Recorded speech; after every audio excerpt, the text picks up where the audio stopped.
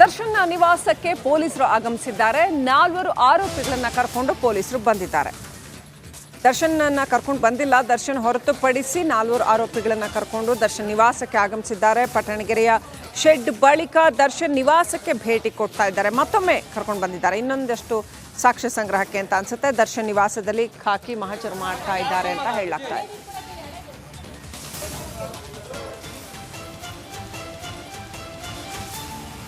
ನಂದೀಶ್, ಪವನ್ ಮತ್ತು ಇನ್ನಿಬ್ಬರು ಆರೋಪಿಗಳನ್ನ ಕರ್ಕೊಂಡು ಬಂದಿದ್ದಾರೆ.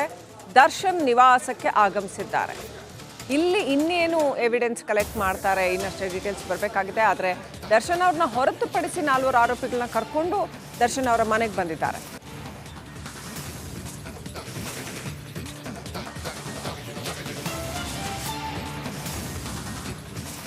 ಅಪ್ಡೇಟ್ ಪಡ್ಕೊಳ್ಳೋಣ. ನನ್ನ ಸಹೋದ್ಯೋಗಿ ನಾಗೇಂದ್ರ ಬಾಬು ನೇರ ಸಂಪರ್ಕದಲ್ಲಿದ್ದಾರೆ. ನಾಗೇಂದ್ರ ಬಾಬು, ದರ್ಶನ್ ಅವ್ರನ್ನ ಕರ್ಕೊಂಡು ಬಂದಿಲ್ಲ, ಬದಲಾಗಿ ಇನ್ನು ಉಳಿದಂಥ 4 ಆರೋಪಿಗಳನ್ನ ಕರ್ಕೊಂಡು ಬಂದಿದ್ದಾರೆ ಅಂತ ಏನೆಲ್ಲ ಮಹಜರ್ ನಡೆಸ್ತಾ ಇದ್ದಾರೆ? ಯಾವ ಕಾರಣಕ್ಕೆ ಈ ಥರ ಬೇರೆಯವ್ರನ್ನ ಕರ್ಕೊಂಡು ಬಂದಿದ್ದಾರೆ? ಏನು ಸಾಕ್ಷ್ಯ ಸಂಗ್ರಹ ನಡೀತಾ ಇದೆ?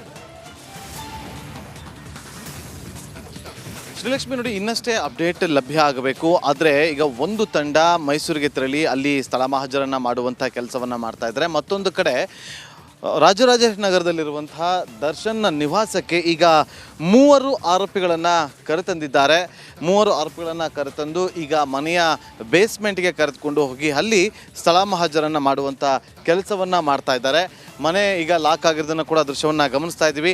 ಇಲ್ಲಿಗೆ ಬಂದಿರುವಂಥ ಪೊಲೀಸರು ಜೊತೆಯಲ್ಲಿ ಕಂಪ್ಯೂಟರ್ ಹಾಗೆ ಪ್ರಿಂಟರ್ ಎಲ್ಲವನ್ನು ಕೂಡ ತಂದಿದ್ದಾರೆ. ಅಂದರೆ ಇಲ್ಲಿ ಸ್ಥಳ ಮಹಜರನ್ನು ಮಾಡಿದ ಬಳಿಕ ಅದನ್ನು ಉಲ್ಲೇಖ ಮಾಡಿ ಆ ಬಳಿಕ ಪ್ರಿಂಟೌಟನ್ನು ತೆಗೆದು ಅದಕ್ಕೆ ದಾಖಲೆಯನ್ನು ದಾಖಲು ಮಾಡಿಕೊಂಡು ಅದಕ್ಕೆ ಸಹಿಯನ್ನು ಪಡೆದುಕೊಳ್ಳೋದಕ್ಕೆ ತಂದಿರಬಹುದು ಅಂತ ಅನ್ನಿಸ್ತಾ ಇದೆ. ಯಾಕೆಂದರೆ ಈಗ ಪವನ್ ಅಂಥೇಳಿ ಈಗ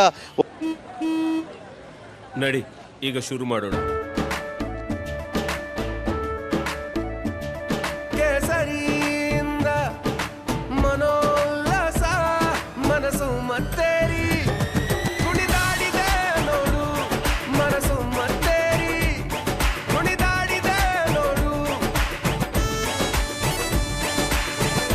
ಕ್ಷಣ ಕ್ಷಣವೂ ಆಚರಿಸಿ ಕೇಸರಿ ಹಬ್ಬ.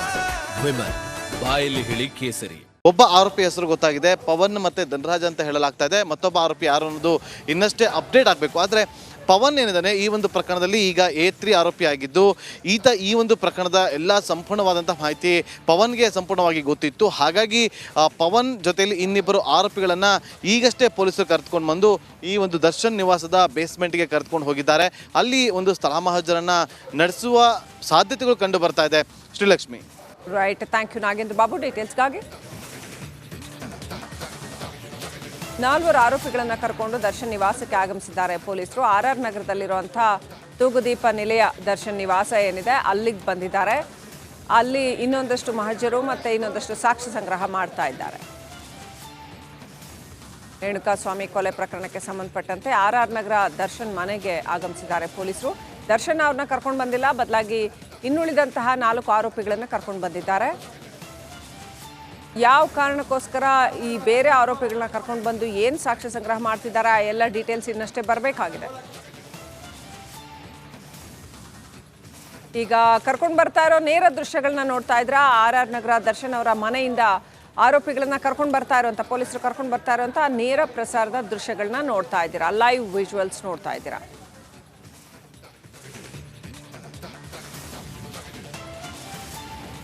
ರೀತಿಯಲ್ಲಿ ಈ ಪ್ರಕರಣ ನಡೆದಿದೆ. ಸರ್ಕಾರ ಯಾವುದೇ ಮುಲಾಜಿಲ್ಲದೆ ಯಾವುದೇ ಒತ್ತಡಕ್ಕೆ ಒಳಗಾಗದೆ ತನಿಖೆಯನ್ನು ಮಾಡ್ತಾ ಇದೆ.